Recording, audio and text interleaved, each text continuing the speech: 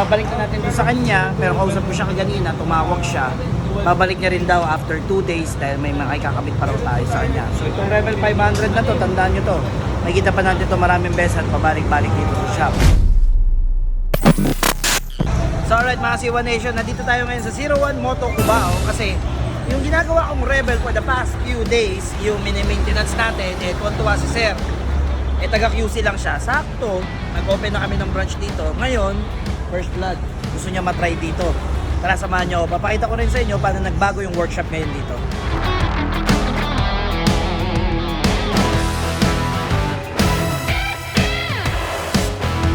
Alright mga C1 Nation, welcome to 01 Moto Cubao. So, ito yung una kong project dito.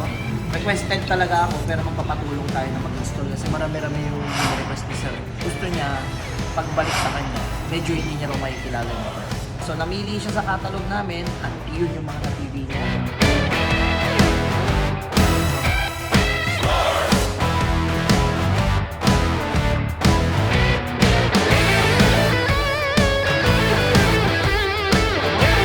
Din ni Sir, palitan yung busina. Bakit? Ito yung stock ko.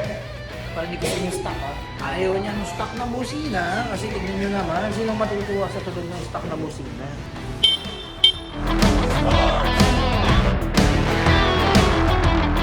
Mukhang okay na yung busina natin.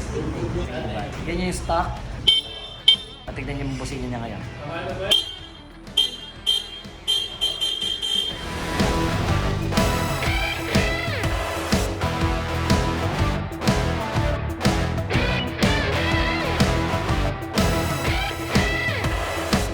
Yung full system ni Sir na kakaiba, double exit headers para sa Rebel 500. Kung mapapansin nyo, sunog. May pasaway na nagsabi na pwede raw ang high temp na paint sa mga headers ng big bike. If ever meron tatalab, piliin nyo yung pinakamataas ang temperature. Install pa rin natin to para ma-sound check natin, pero ipapadala natin to sa Defy Customs.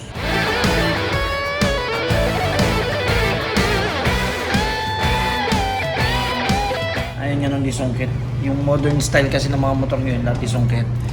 Since retro naman to, gusto niya traditional din daw yung shifting. So, ito may tapakan sa likuran.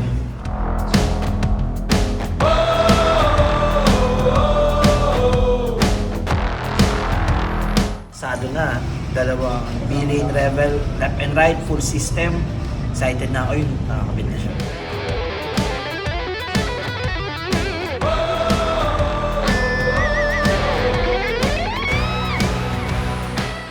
Guard o pairings? Guard o pairings? Pairings pa rin. Pairings. Sino pairings? Dahil dyan, ka-crash guard tayo!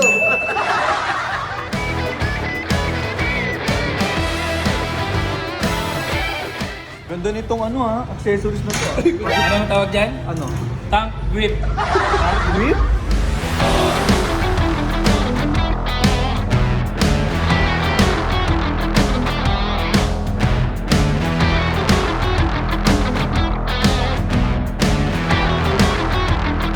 Kasalukuyang alas 10 na ng gabi, hindi pa kami tapos. As of update, nakakabit na yung lagyan ng bag, sandalan, yung riser. Pero syempre, testingin pa natin ito. Babago kasi yung cable nito for sure dahil nauna. So ito yung bagong ilaw namin, yung X1. White and yellow. White, tapos yellow white, tapos kaya nito ng yellow din. So bali, 4 na modes na ito ngayon.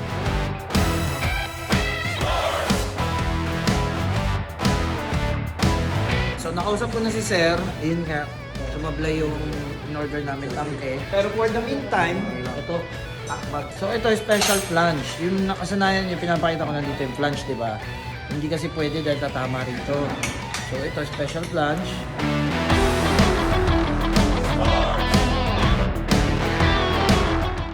Sound check. First, kung makakarinig na Honda Rebel na twin exhaust. Sana walang backfire.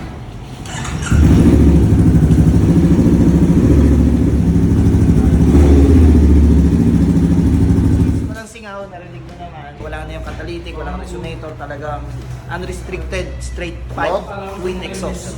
Mamaya, sa labas tayong sound check, masyadong malakas.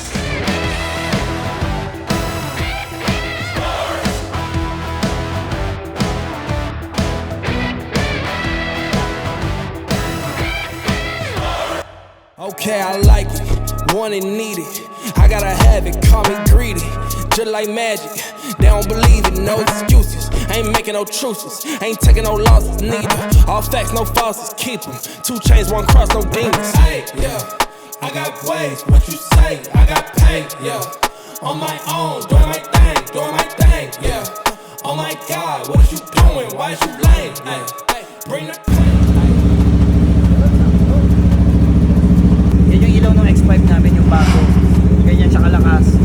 Stoy, test drive mo na. Ganda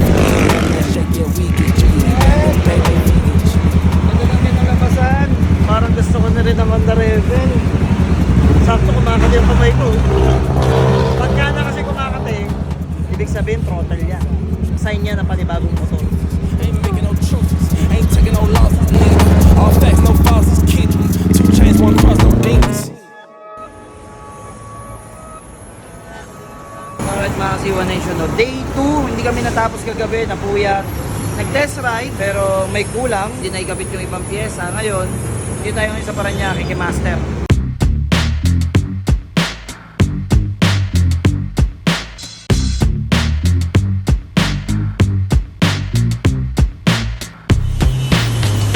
Okay na to, Master? Yes, sir. Tapos na? Tara, babano natin to. So yun, no, final inspection na tayo. Nagdagdagan. Naikabit yung tank. Ang problema, sacrifice yung tank bulk with plan. Yung ibang cables din nilipat para magkasa yung mataas sa handlebar riser. Tapos yung plastic dito, hindi na rin siya talaga nailagay totally. Akala namin kaya pa kasi.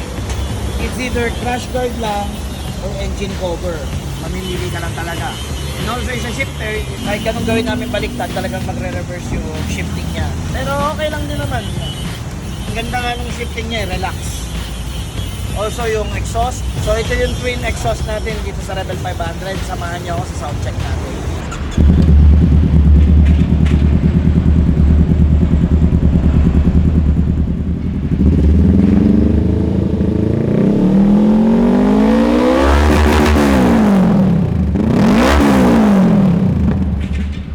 Alright mga Siwa Nation, ano? Kung napansin nyo, naka-apat na episode tayo dito sa Honda Rebel na to. So from maintenance, upgrade, kasama natin itong Rebel na to. Alam niya kasi kung bakit. There. Kamusta? Medyo, saan yung ating ano, pag-uusapan? Ito yung motor. Saan? Ito.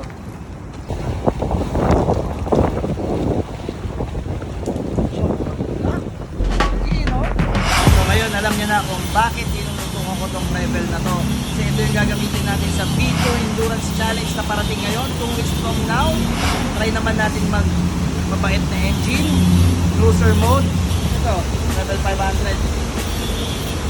Bagong laruan ni Boss Art.